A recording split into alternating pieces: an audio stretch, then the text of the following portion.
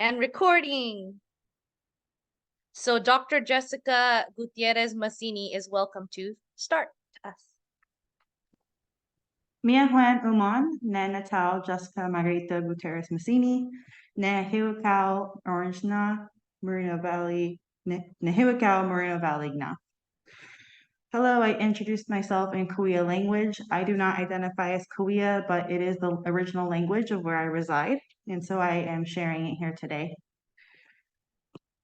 I am Cal State LA Women, Gender, and Sexuality Studies American Indian Studies lecturer.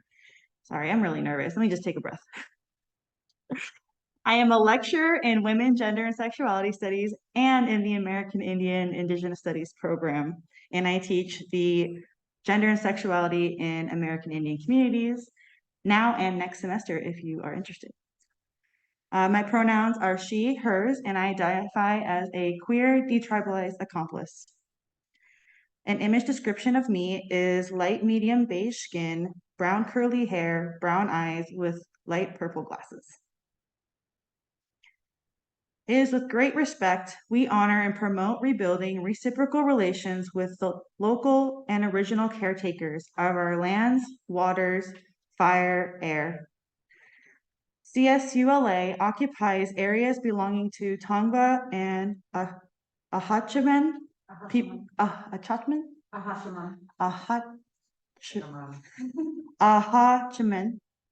Ahachiman peoples. Consistent with our values of community and diversity, we have a responsibility to acknowledge and make visible the university's relationship to Native peoples. The historical record indicates that the first governor of the state of California explicitly called for the extermination of Native peoples, and there continue to be 18 unratified treaties with California nations that the federal and state governments refuse to honor.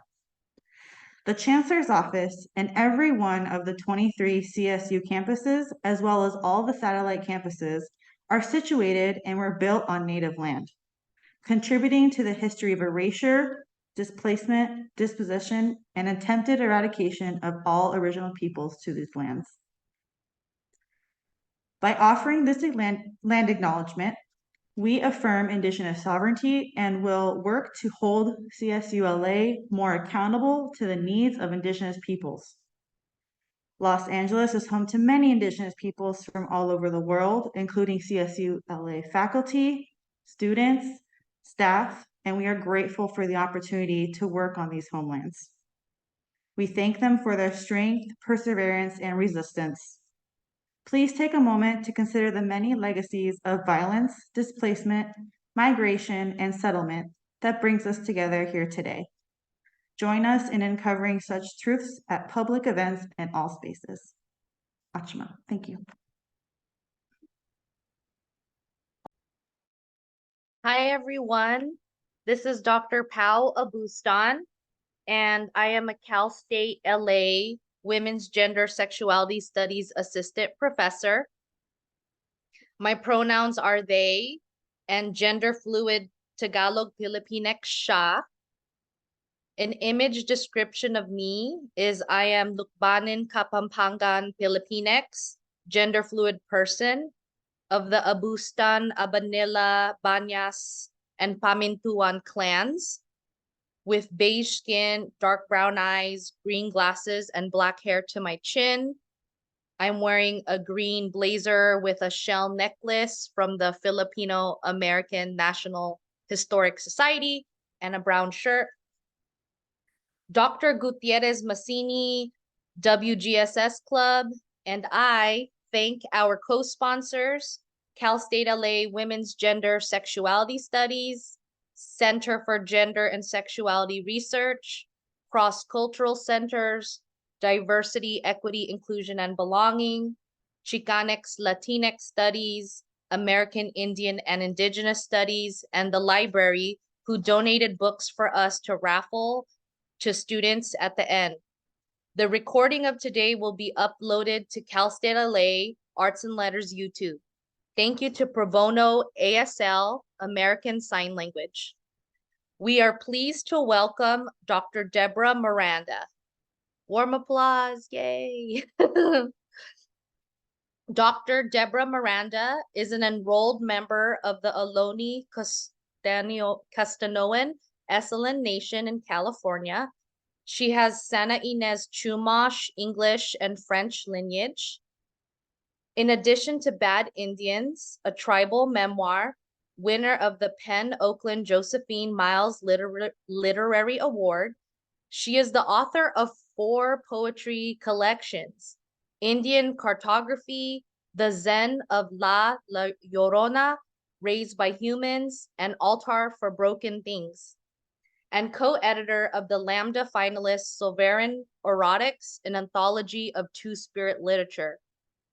Deborah's current project is a collection of essays examining gender and survivance in California missions, based on the stories of Isabel Meadows, an indigenous storyteller born in 1846, who left behind extensive documentation of indigenous cultures and histories in and around Carmel Mission.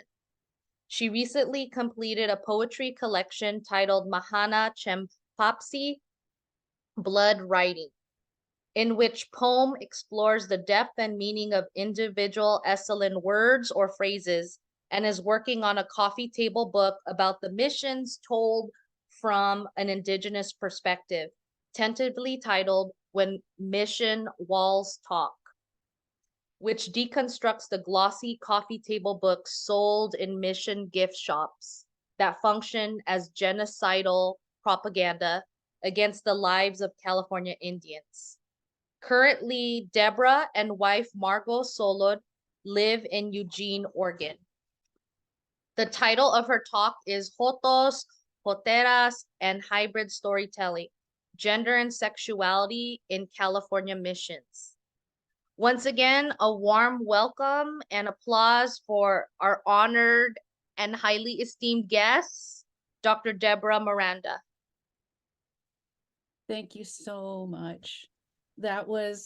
Those were both beautiful introductions, the land acknowledgement and my introduction. And I really appreciate everyone being here this morning. To you students, I know that this is a killer time in the semester, and I deeply appreciate you making time to be here and to listen. I'll try very hard to make it worth your while. I'm going to share my screen, because of course I have a PowerPoint. There we go. And can you give me a thumbs up if that's working? Okay, great. Thank you very much. Okay, so I am from the Esselen Ohlone Costanoan Nation with Santa Ynez Chumash ancestry. And I'm going to tell you really quickly where those places are, where I'm from. The Esselen tribe is around the Carmel Mission. My father's father, Tom Miranda, came from the Esselen people who were taken into the Carmel and Soledad missions. And my father's mother, Queta Robles, came from the Chumash people taken into the Santa Ynez and Santa Barbara missions. I was born in 1961 at UCLA Hospital on Tongva land. My mother's parents were European. They were of English and French lineage, with their families arriving in North America in 1687 and 1661, respectively. So from this combination of stories, you get mixed blood me. There I am in the middle, as always. I want to talk about why Indigenous stories are so important before I begin, because it is through Indigenous storytelling that I have found my way into talking about the gender and sexuality issues that occur in the California missions. Here are some of the quotes that have given me anchors as I travel through this story. Let me see. Can you still see my, yes, okay, good. Looks like I need to catch up with myself here. Okay, sorry about that. Kim Anderson says Indigenous stories are significant because they're anchors of resistance. Leslie Silko says stories are all we have to fight off illness and death.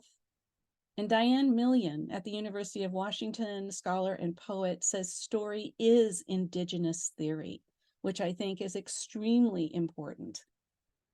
And then we have Leanne Simpson, who says that storytelling is at its core decolonizing because it is a process of remembering, visioning, and creating a just reality.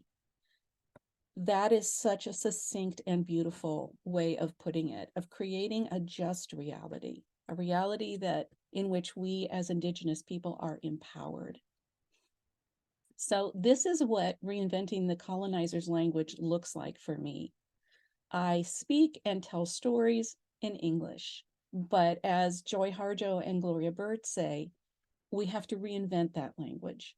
And for me, reinventing it was providing all of these contextual and visual clues.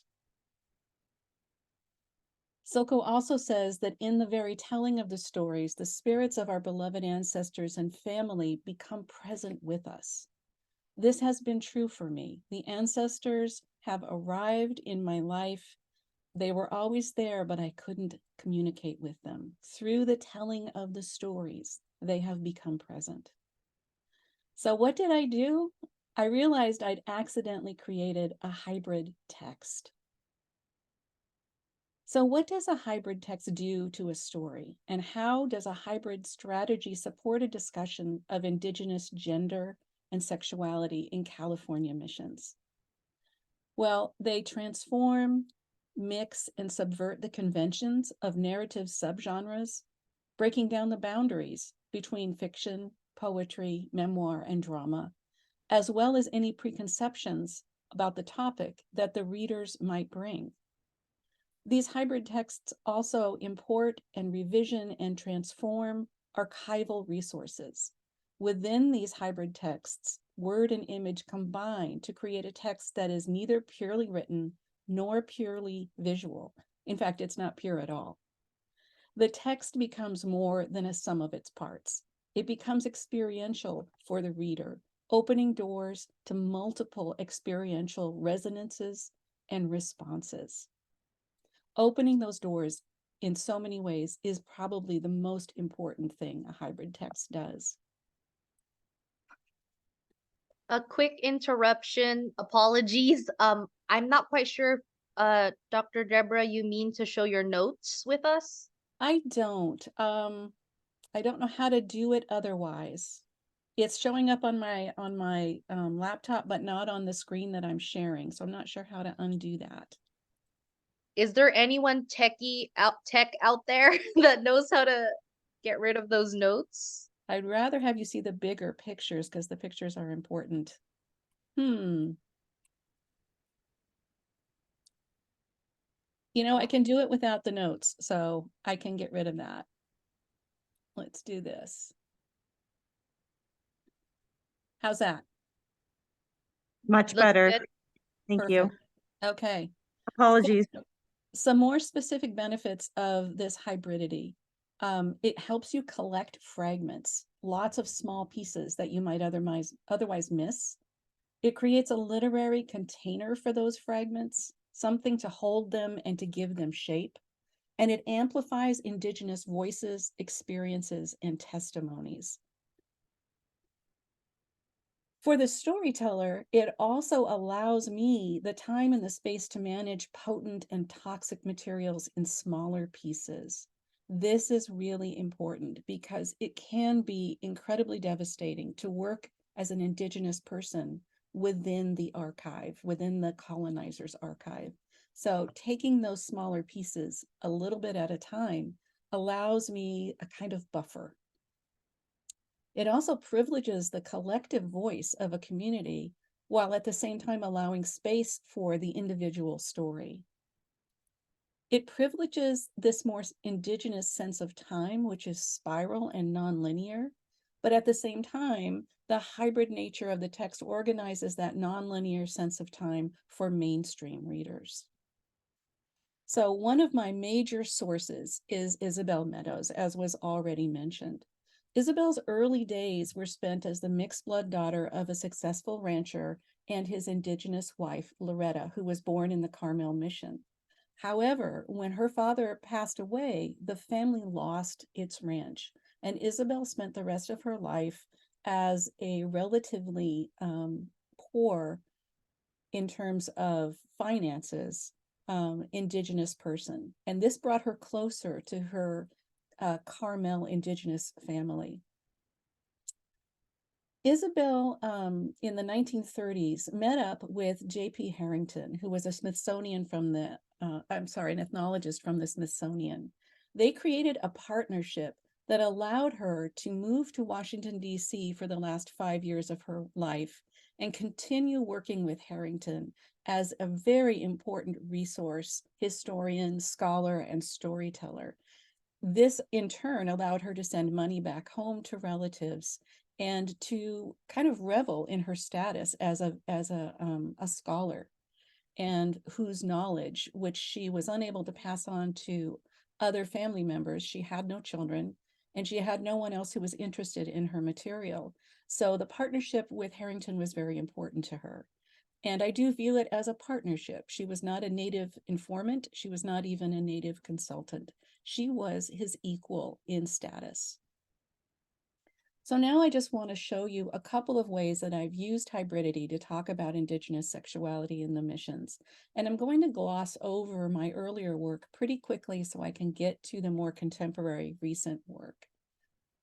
This is an excerpt from a letter that Junipero Serra, recently canonized, wrote, in which he provided his own testimony to the ways in which Spanish soldiers at the Carmel Mission would ride out on their horses, lasso indigenous women, and rape them. And then, as he says, Indian men who tried to defend the women were shot to death. This is partly how I did the hybridity, which is bringing in Sarah's letter, looking at this sketch from a European artist who visited, and then creating a poem out of Sarah's own words, using them to create this repetitive image of women being lassoed and raped.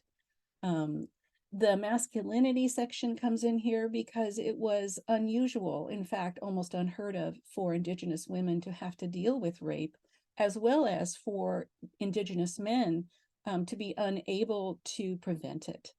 So this was a very early instance in which gender identities were already being assaulted. In Estefana's story, I take one of Isabel's stories, here you see it written in Harrington's handwriting, and turned it into an article. And this is something that is available freely through academia.edu. In fact, all the articles that I mention here are for free there without a paywall. So the article's called "They Were Tough, Those Old Women Before Us, The Power of Gossip in Isabel Meadows' Narratives." And in this article, I look at the ways that my ancestor, Estefana Real, is said to have been a woman who ran around with a lot of different men, had a lot of different sexual partners, was probably a bigamist, and had children with many men. This story and several others like it allows me to see how Estefana and her contemporaries refused to submit to the missionaries' rules about maintaining marital vows, and instead following more indigenous cultural practices of kind of a serial monogamy, in which women were free to choose their own partners and free to leave a relationship whenever they wanted to. So even though these indigenous women were severely punished for not, quote unquote, following the Catholic rules, they still maintained their own kind of sexual sovereignty. In Vicenta's story, I look at Isabel's story about a young girl named Vicenta Gutierrez who went to the Carmel Mission during Lent to do a confession, and instead was raped by the priest, a man named Padre Real. The interesting thing to me here is at the end, where Isabel says, "The girl went running to her house, saying the padre had grabbed her. Here we see another step towards sexual sovereignty in which Vicenta is able to actually speak about what happened to her. You can see that missionization is nearing the end because it's around the mid-19th 1830s. And she is no longer subject to as many of the Catholic restrictions as before, in which padres and soldiers could basically do whatever they wanted with Indigenous women. So I wrote a letter back to Vicenta because this was something that affected me as well. I was also raped as a young girl. And I wanted to use that material to talk about the statistics, the contemporary statistics that tell us 34% of us are raped, 1 in 3, that 90% of the rapists are non-Indian. And to follow up on what Sarah Deer tells us, which is that the elders that she visited across reservations in the US told her it was more like 100%. So this letter gave me a lot of different ways to talk about rape in the missions and contemporary rape and assault of Indigenous women. I also furthered that to talk about rape as a weapon in missionization and colonization in an article called Saying the Padre Had Grabbed Her, Rape is the Weapon, Story is the Cure. So there's multiple doorways into this story. And then there's Victor's story, and Victor is very dear to me. Victor is Estefana's son. Isabel told Harrington that Victor era joto, that he was a homosexual. And it was a really interesting thing for her to talk about in the 1930s about this man who was alive in the 1830s. It gave me a lot of insight, and it made me ask, what would it have been like for Victor if he had been born 100 years before, when there were third gender people all over California, and there would have been mentors for him, teachers for him, and most importantly, a community that welcomed him as an essential and valuable person, somebody who had spiritual power and somebody who was absolutely essential for the benefit of the community. So I wrote a poem called Cousins for Victor as part of this multi-genre response. And then I also wrote an article called Extermination of the Hoyas, Gendercide in Spanish California. Hoya was the Spanish word for this third gendered person or role that happened in California, although each tribe had their own specific names for these people, depending on their culture and depending on their location. And then more recently, I was lucky enough to find an actual photograph of Victor Acedo. Here he's standing next to his first cousin, Petit Cantu.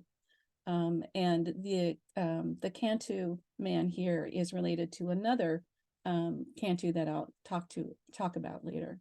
But I was really thrilled to find this picture of Victor.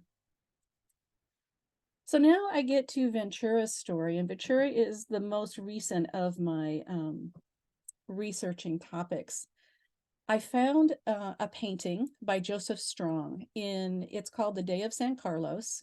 It's dated 1879, and it identifies the elderly man with the cane as Old Ventura. And then Stephen Haeckel says, about whom little is known. And because I knew that I had a relative at Carmel named Ventura, who was a cantor, in other words, who sang the Mass in Latin, and who lived at this time, I did the research to prove to myself and others that actually the man in this painting is my 4 times great-grand uncle. He was married to a woman named Teodosia, who was my 4 times great aunt. So I'm descended from him. Ventura's story is one story of Indigenous masculinities in California missions. It's important because he lived through all 3 eras of missionization. First, the Spanish era, then the Mexican era, and finally the American era. He lived to be about 67 years old, and that gives us a wonderful cross-section of what happened to Indigenous masculinities during those times. I'm not the first person to think about masculinities under missionization or colonization. There are several people who are working on this topic. And I want to add to that conversation by bringing it into the lens of specific California Indian experiences. One of the things that Daniel Heath Justice says is that those dubious gifts of colonialism intended to destroy us as individuals, as peoples, and destroy our links to one another, to the land, and to ourselves. He's speaking as an Indigenous queer person who is looking back and seeing what happened to his community during these times. So let's look at Ventura's life. In 1822, when Ventura is 6 years old, his father dies mysteriously. The mission records just say that his father, Emirano, died while out walking with his wife at Mission San Juan Bautista, which is a mission in close proximity. The priests only noted how someone died in the records if it was unusual, and usually that meant some kind of violence. So in some way, Emirano was attacked either by humans or perhaps by wild animals, although usually that was noted as well. When Ventura is 10 years old, there's a proclamation from the Mexican governor that any married native who's been a Christian for 15 years and can support himself is free to leave. So within 2 years, most of San Carlos or Carmel indigenous people leave the mission itself. And there are very few remaining left to do the work that the mission requires. Significantly, around this time, Ventura has probably already begun his training as a cantor. This was something that followed along as a kind of coming of age training, which he would have received as an indigenous boy. And instead, he receives this kind of training. And I'll go into that a little more. When Ventura was 14 years old, his stepfather died of shock from a wound by a cudgel or a big stick in the Mission Plaza. So Ventura has already lost his father and his stepfather, and his mother, who remarries again, because to be allowed to be widowed was not necessarily something that the Padres allowed. Ventura has lost his father, stepfather. He has another stepfather, and 6 of his 7 siblings from the first 2 marriages have also died in the past 14 years. One brother, Pascual, survives. So there is a continuous level of loss and death that is happening all around him. Not just his family, but every family is suffering these kinds of losses. What's happening is that many of the adult role models are disappearing, either from violence or from disease, or sometimes they run away from the mission. So what happens for a young indigenous boy who doesn't have role models around him? Ventura turns to being a cantor. Isabel tells us that Ventura was cantor in the church. He knew how to read and how to read Latin. He also played the drums. Why would he turn to this music, which is at the heart of Catholicism, at the heart of what is endangering his culture? It has a lot to do with the importance of music in California indigenous lives before missionization. William Summers tells us that one simply cannot begin to understand mission life without a careful understanding of music and the power it exercised in shaping rite, ritual, and spectacle. Christian Dutcher Mann, whose book I highly recommend, asserts that whether used to teach doctrine or celebrate important occasions in the liturgical year, music was a hegemonic device, integrally involved in the reshaping of indigenous culture. So on the one hand, we have how important music is to Indians before the Spanish arrived in viewing their world and in working with the powers of their world. And on the other hand, we have incoming Spanish priests who know how to use music as a conversion device. They know how to withhold the indigenous music by banning it, by making it illegal to engage in indigenous dances or to sing indigenous music, and then offer instead this other kind of access to power. And remember, indigenous people were looking for ways to access sacred power. If one kind of music is denied, then maybe they're thinking another way into the sacred is through this other kind of music. Mann emphasizes that for Indigenous people, power was accessed and exchanged through the songs and dances associated with the living universe. Music was a language used for conversation with religious beings. This is how important music was. Elizabeth Hass writes that within the tradition that Pablo Toc, a Luiseno man who also learned Latin, knew from Indigenous California, dance produced knowledge and could regenerate power. In a broader sense, dance rendered the spiritual world into corporal existence. It made a bridge between the daily life and the sacred life. But dance was denied, although a lot of Indigenous people practiced it secretly out back in their own homes. It was very dangerous to do so. So becoming a church musician was a lot like those pre-contact secret societies for Indigenous men, special guilds that provided significant benefits for members in good standing. They got better and more food and clothing.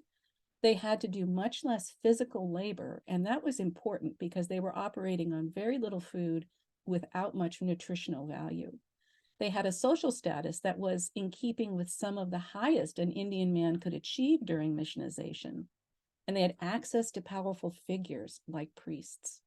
It was a syncretic kind of masculinity that felt both familiar and empowering. And I think this is what probably attracted Ventura to it. In addition, many cantors and musicians became more than they seemed. For one thing, they became multilingual, and not just multilingual, but fluent. They had to be in order to communicate on a daily and intimate basis with the priests. They were often literate, which meant they could write and send material back and forth. They understood Spanish social and political nuances in ways that sometimes their peers did not. They also enjoyed more unsupervised physical freedom because they were requested to come play at dances or play at celebrations. And they traveled widely because of that. They had more contact with people at other missions, which gave them opportunities for wider perspectives and a solidarity regarding their oppression and oppressors. For this reason, choristers and cantors were often the people who formed and led rebellions. They also had this spiritual status. They entered a privileged social and spiritual world of other Indians closely linked to the priests. So they constituted an elite group within an elite tier. They had status that was both social power and a kind of sacred power. So when Ventura is about 16 years old, he marries this woman, Teodosia Chalom Real. But Isabel tells us Teodosia Real first married Ventura, and after that she lived with many men. She was running wild. In fact, all three Real sisters left their husbands and lived with Americans and others. During this time, you can see that this is the Carmel mission, and it is literally falling apart. The ceiling has fallen in. There are pigs and wild animals living within the interior, and it is not a place where Ventura has an occupation anymore. He doesn't have a place of work, and this is a loss for him. He's 17 years old, and he and Ventura, as Teodosia, have one child. They can go on to have many. Teodosia continues to have children with other men, and Ventura has children with other women. So you can see that this is setting them up for a not very happy marriage. And in this book of Mexican government materials for 1833, I found a note about the Indian Ventura versus his wife, Maria Teodosia, for the latter refusing to dwell with the former. In other words, Teodosia says she doesn't want to be married to him anymore. She's exercising her sovereign right to leave her spouse. And Ventura is not happy with this. The kind of masculinity to which he has acculturated himself and to which he has been acculturated tells him that she must reside with him. He accuses her of going with European men who can buy her food and clothing. She accuses him of mistreating her. It's a standoff. In 1835, Charles Henry Dana arrives, the author of 2 Years Before the Mast, and provides us with information about what Monterey was like in those days, which is where Teodosia and Ventura and most of the Indians from the mission have relocated. He tells us that most Mexican places have Indians as servants. The poorest are able to keep one servant at least, for they have only to feed them and give them a small piece of coarse cloth and a belt. In other words, these are not paid servants. They are just trying to get by. Food and shelter are the basics. So Mission San Carlos at this time still has a priest, and it seems likely that Ventura at 19 might have an occasional job as cantor, but the mission's building materials were being appropriated for other ends. Around 1839, when Ventura is 24 and has several more children, the priest relocates to Monterey, abandoning Mission San Carlos and leaving Ventura. At around this time, the Mexican governor awards some of the Carmel Indians with pieces of land along the river, and that includes Ventura and his brother Pascual. Here's a diseño, or a map, of where those Indian homes were along the Carmel River. Unfortunately, those homes are lost very quickly to incoming Americans who simply appropriate them, squat on them, and run people off. So by 1846, Ventura is 30 years old. Here's a record of he and his brother testifying about somebody who stole a horse. It seems that Ventura still has his sight at the age of 30. And yes, that's what happens. He loses his sight. His brother dies from falling into a fire, and several people tell Harrington about Ventura becoming blind.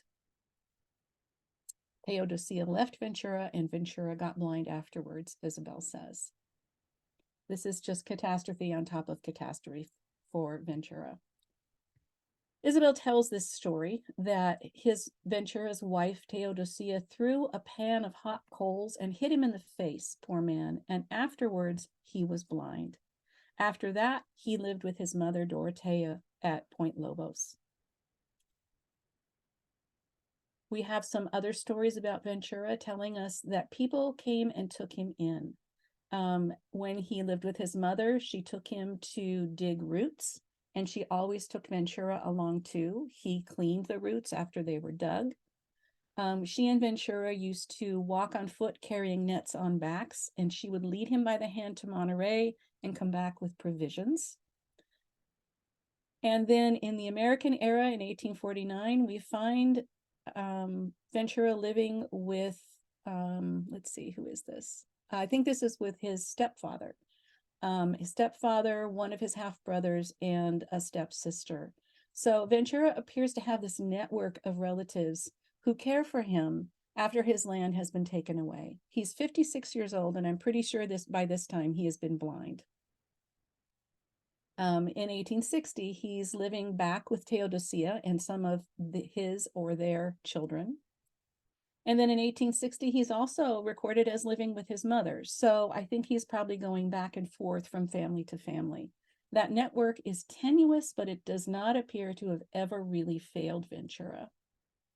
In 1878, he's visited by a French scholar who takes some of his language down, and that is recorded in multiple places. Isabel says that she was a young girl when Ventura was alive, but she heard the story of how Ventura and another man went to Monterey to give vocabulary to this French visitor and then used the money to get drunk. Ventura is 67 years old. This story tells us about the kinds of self-medication that Indigenous men resorted to, and the way that it interfered with their relationships with themselves, with each other, with their families.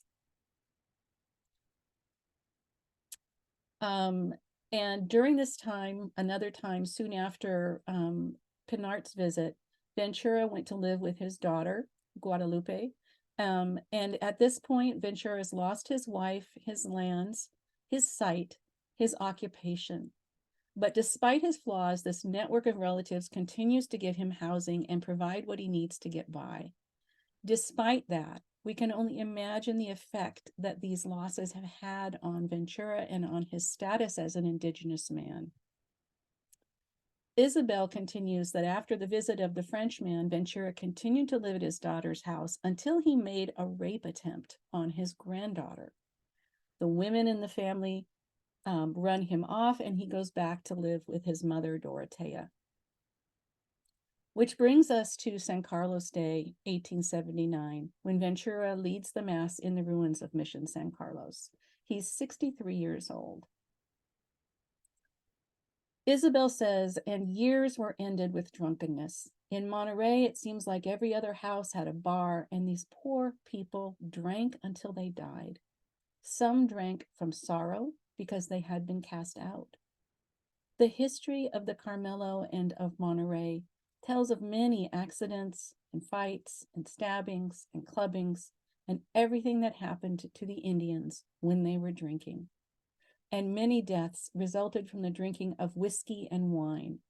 In this manner, the Indian people were finished off faster with the drinking and with so much sorrow that they had been cast away from their land. As I said, Isabel is a magnificent historian and storyteller, and she has hit the nail on the head here.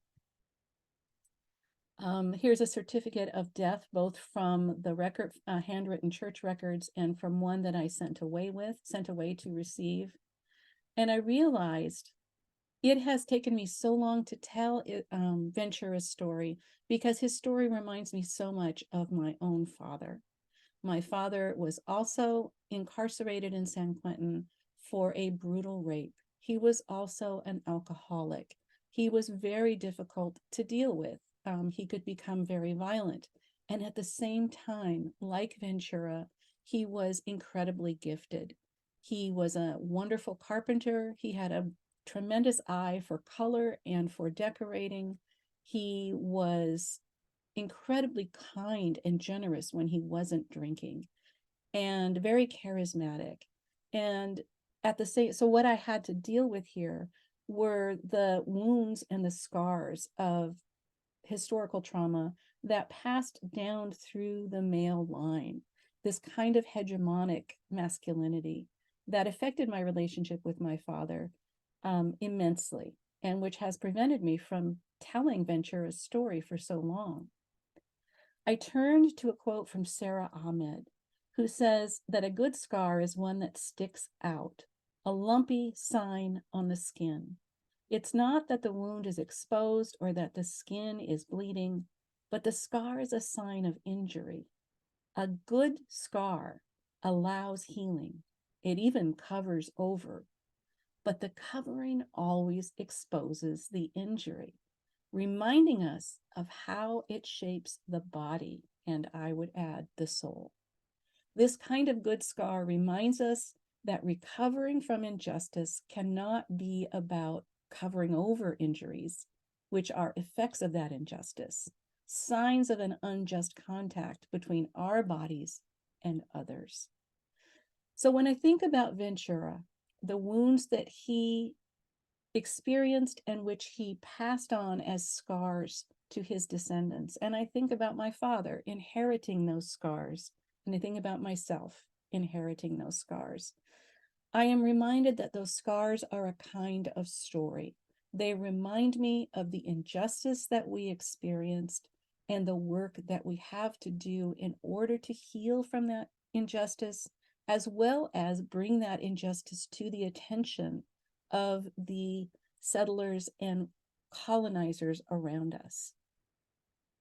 I tell these stories in order to make it clear that some of my ancestors were not just resilient, they were not just strong. They suffered tremendously, but what they managed to pass on to us even though it can feel incredibly painful to learn about, is information about ourselves, information about how we are shaped by those historical scars. So it is with great gratitude and thanks to Ventura and all the Indigenous California men who did what they had to survive so that we could be here today, learning to heal these wounds together. It's in that spirit that I offer you these stories.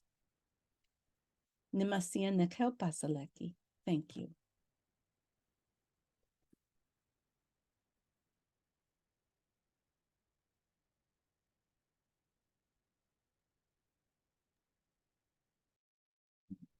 Oh, sorry. All right. Is Sophia here? I'm going to invite the president of our Women, Gender, and Sexuality Studies Club.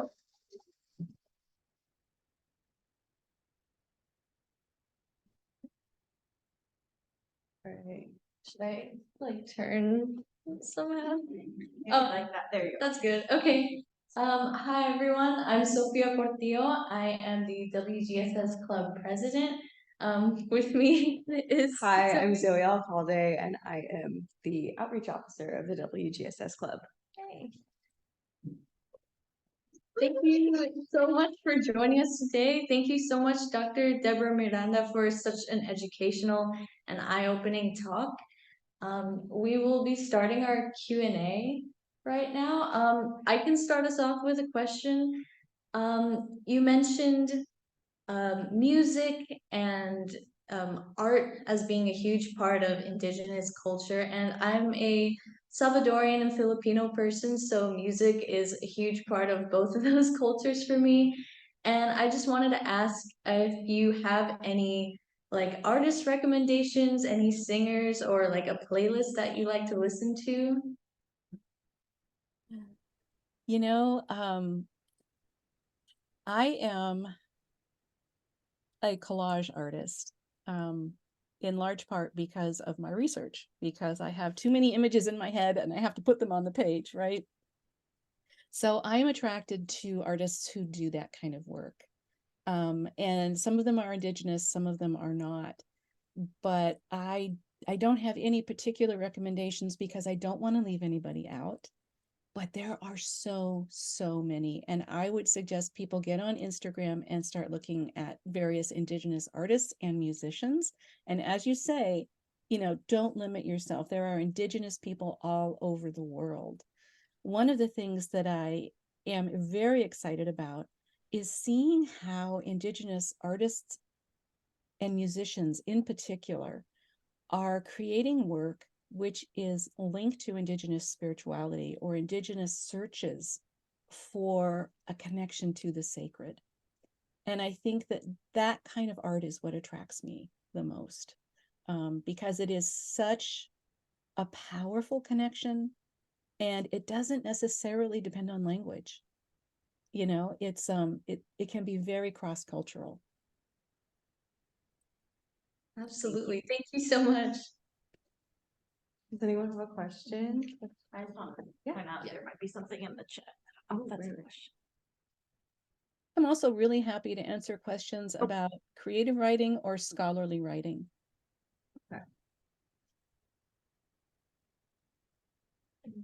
Any questions? Do you have a question? Don't be shy. I guess if anyone has a question, they can come up to the mic. If they'd like. Yeah.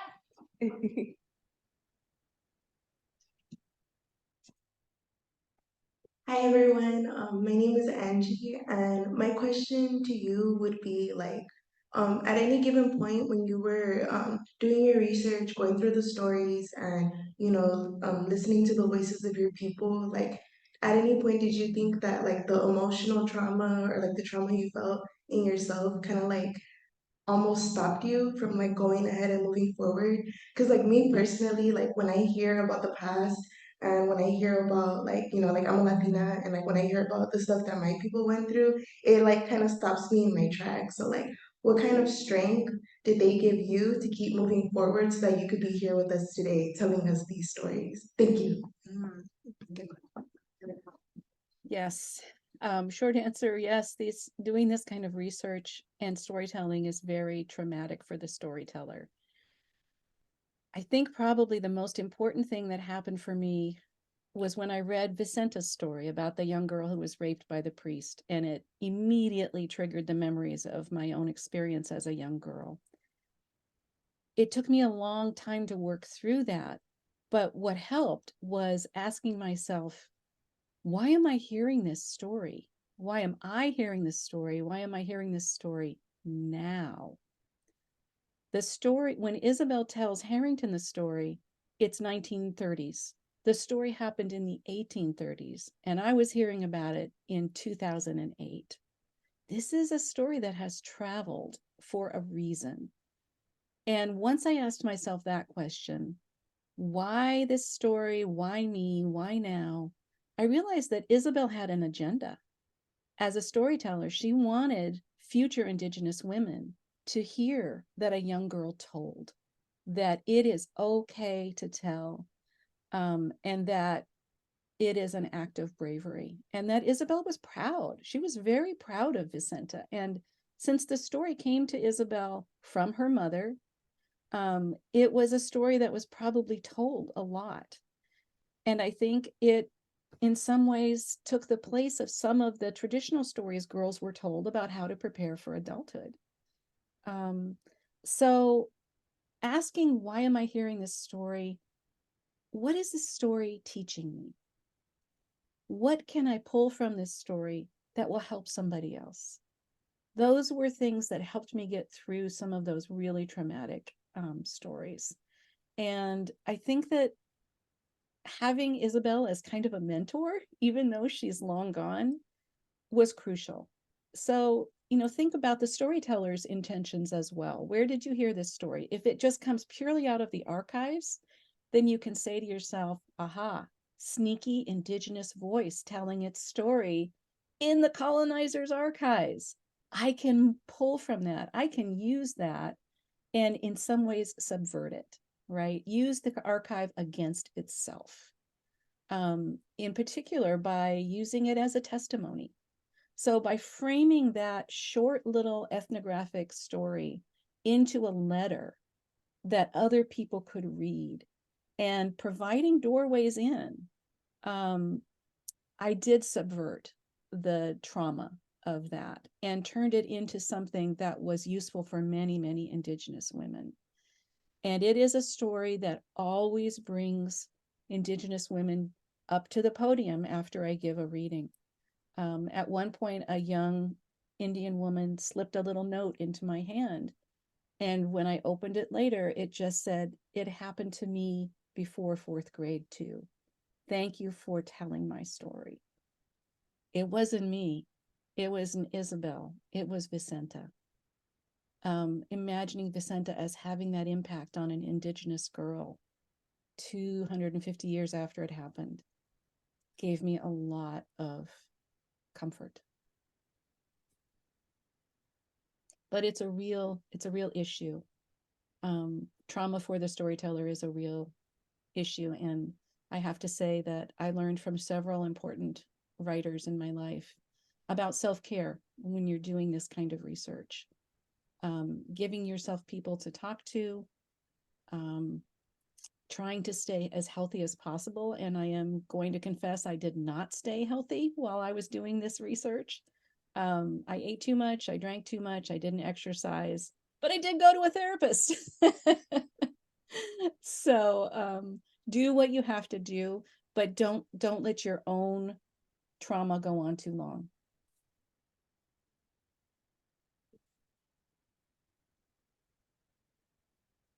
Okay, I have a question. Hi, how did you begin to start your research? For someone who doesn't know much about their past history, I actually saw my last name up there, so I was like, oh, interesting. I'm gonna look into that. Where did you begin? Where did you look? What did that process look like for you? When I was 13, I told my mom I wanted to go to college. And my mom was on welfare. She had no way to send me to college. So she started researching my Indigenous family line which led to my reconnection with my father and then my larger tribal community and my older half sisters. So it was a simple question, you know, Mom, do you think I can go to college? And I benefited from her. She basically trained herself to be a genealogist and gave me a foot in the door with that material so that I had a basic family tree. And when I was an adult and ready to take on that search myself, I could use that as a jumping off point. So for me, one way in was family genealogy, a curiosity about where and who I had come from. And that's easier to do today than it has ever been, with all of the online materials available. Also, in addition to genealogy, I had some oral stories from family, and I started writing them down from my dad, from my older sisters, from my mother. And then I had a few cassette tapes from my grandpa Tom about his growing up in the early 1900s, which was when California Indian population hit the bottom. And from there, it started to rise. So he was part of that generation that was part of the population comeback, but without the culture, or with only fragments of the culture.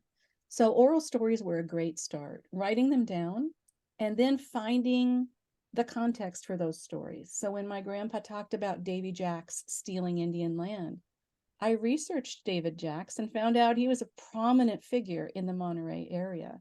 You never know what little treasures are buried in those family stories. So yeah, family stories are very important, but also the context of when your family was living. Find out what historical events were happening around them, because those are the things that shape their lives. That's the short answer. I know we're running out of time. Thank you. Does anyone else have a question?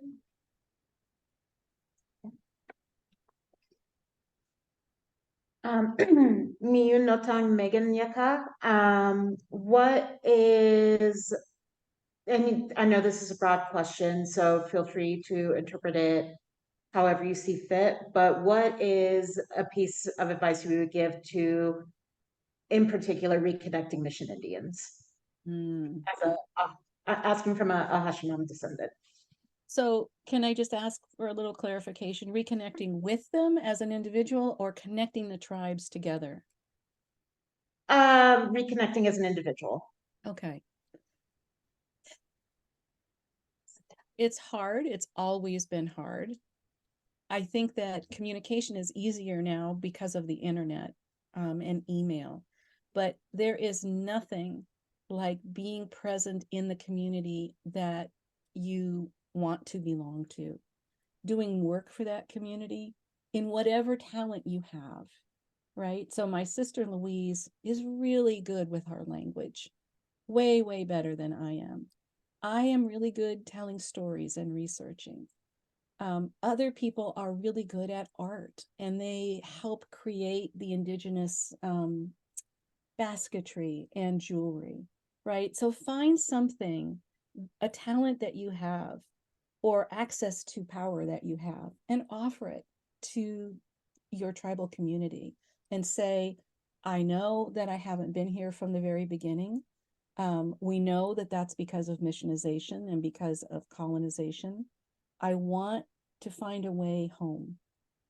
This is what I have to offer, and I am ready to do whatever I can, whatever is needed. And then try to be as present as you can. You know, if there are language lessons offered, try to be there for that. If there are elderly people who need meals delivered, try to be there for that. Go to council meetings. Nobody goes to those. You know, educate yourself and educate them about you. You know, you have a good heart, you have good intentions, and you have a heart connection.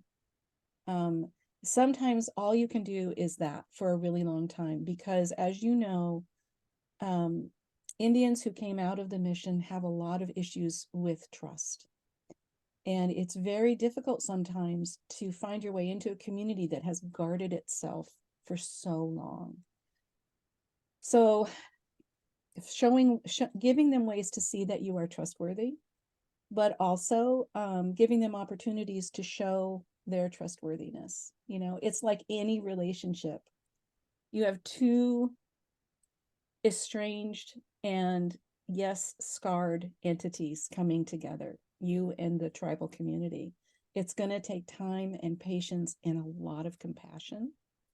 So there's practical advice, and then there's that kind of be aware of how missionization is going to make this hard. And it's doable. It's very doable, but it can take a long time. Patience. Thank you. I just wanted to point out, I think we have some questions in the chat. Some like formal questions. Mhm.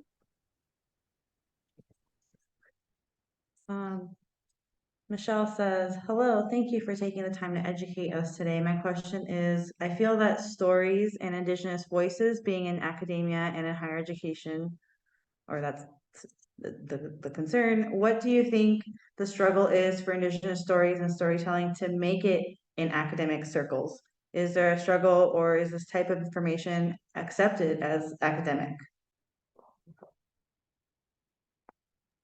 Michelle, I will say that I think you are very lucky to be alive right now. 20, 30 years ago, you could not get an Indigenous story accepted as real, quote unquote, research and material. Many, many scholars, Indigenous scholars, and our allies have worked to change that in the past 20 or 30 years.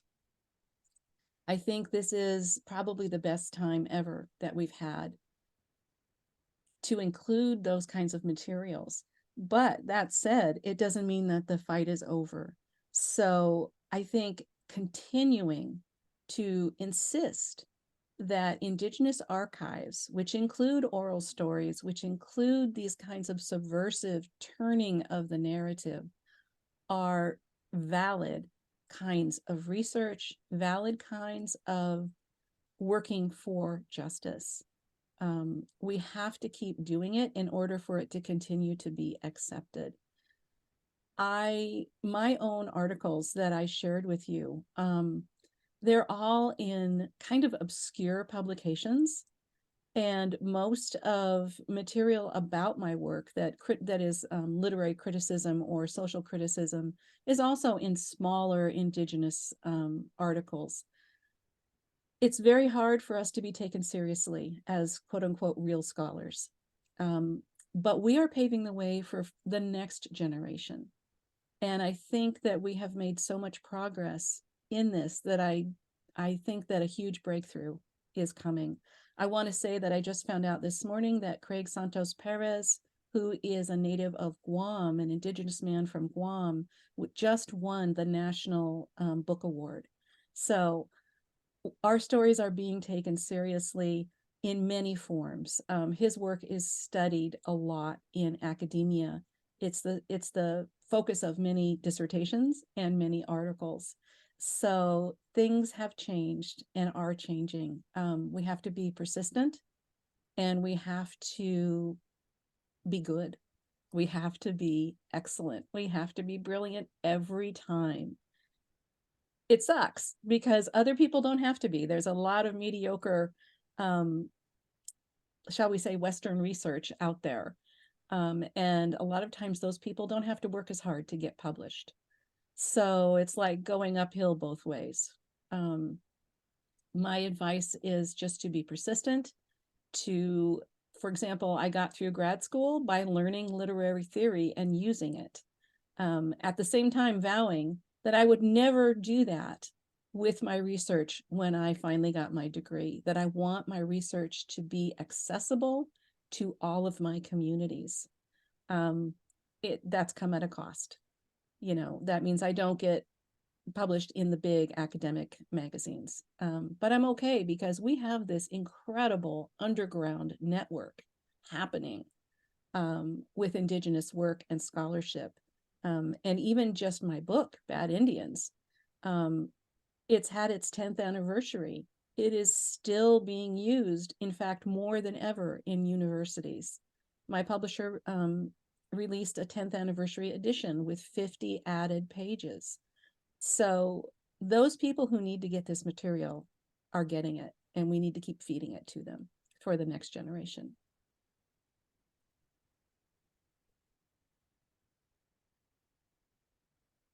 I think we have time for one more question, so I'm gonna read one from the chat. All right, Joel Chavez says, many folks have suggested that change begins in the imagination. These changes are enacted in social spaces, but can lead to political change. What changes are embedded in these stories or experiences that you see as emerging or possible in the political sphere? The change that I see is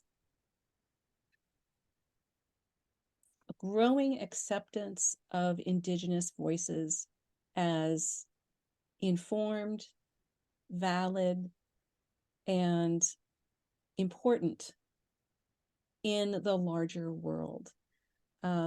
We see this perhaps most noticeably with the missing and murdered Indigenous women and girls movement, bringing that situation to the forefront.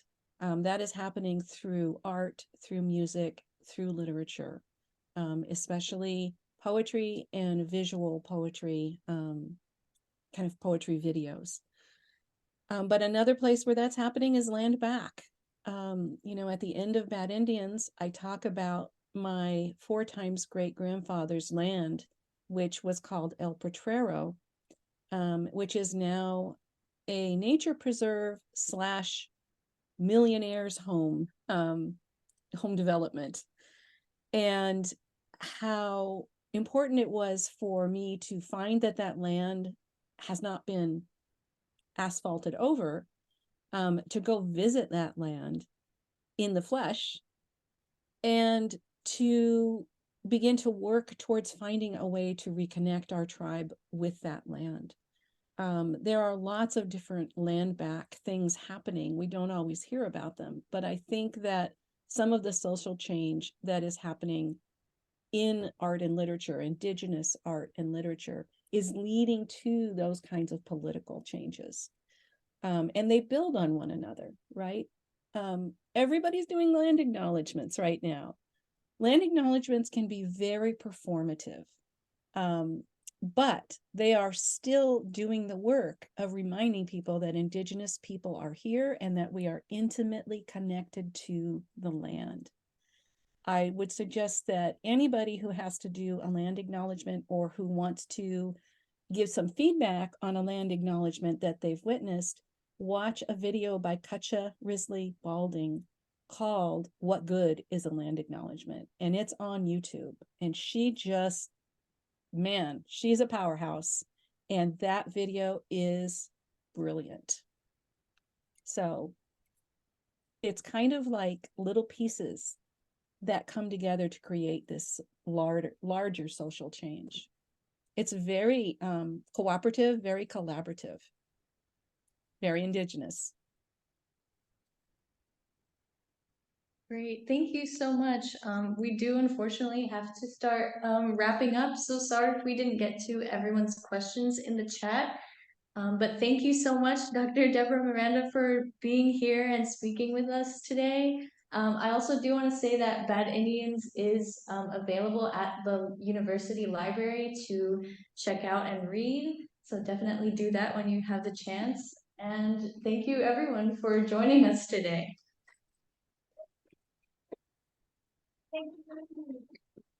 Thank you so much for being here. Thank you for the invitation. There's probably nothing I like better than answering questions from students. So thanks for making my day. Thank you. Take care, everybody. Take care. Enjoy the rest of your day. Thank you. Bye-bye. Oh, by the way, I'm doing that Zoom talk for Alta today at 5 o'clock. If anybody's interested, go to my Facebook page for the link. I'm so Bye-bye. sorry. I have a quick question. Sure. Can people gather and take a picture near the screen? I'd Maybe love that. everyone can gather at the front. We are so thankful, so much gratitude. Your copies. Oh, well, I was just put a, no, I was just put a photo. Like hold one up and make it look like we brought books.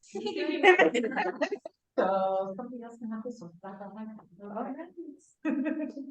How do we do this? A timer on a share? Yeah. Selfie, selfie. Are they all yeah, photo on the screen? Oh. All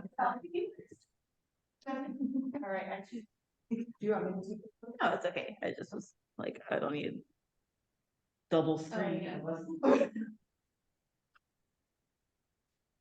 All right, everyone try to get in the square. All right. Cheese. Hold the smile. My flash is a little bit long. There we go. Thank you so much. Maraming salamat. Many thanks. Pipa and tell them until we see each other again. Okay. Have a good day, everyone. Thank you. Thank you. Thank you, Pro Bono. Thank you, Dr. Deborah. Thank you, Lavender and Sabrina. Thank you so much. Lavender, Sabrina. You guys are champs. Thank you. All right. How, what do we do with the books? Do you want me